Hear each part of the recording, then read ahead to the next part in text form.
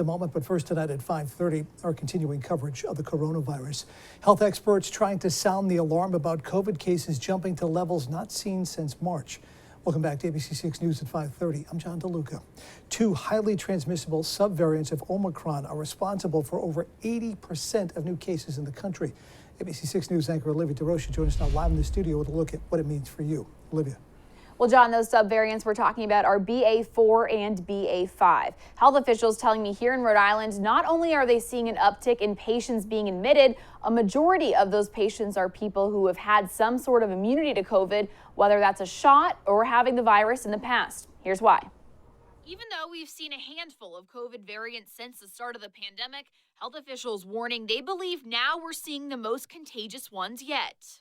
BA4 and BA5. When the virus changes or mutates, it can change in ways that make it look different to our immune system.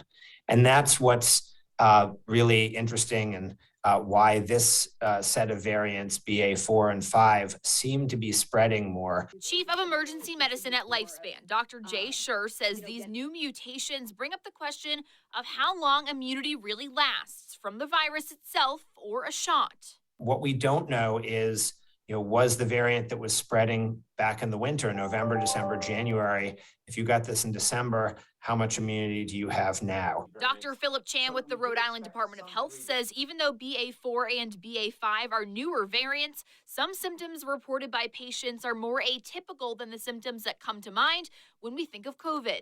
This could also contribute to this rapid spread because some just might not think to get tested for COVID when these symptoms arise, like dizziness, nausea, or GI symptoms. Some of them were more likely to cause loss of taste and smell. So I think it's entirely possible that there's slightly different symptomatic profiles to some of these emerging variants.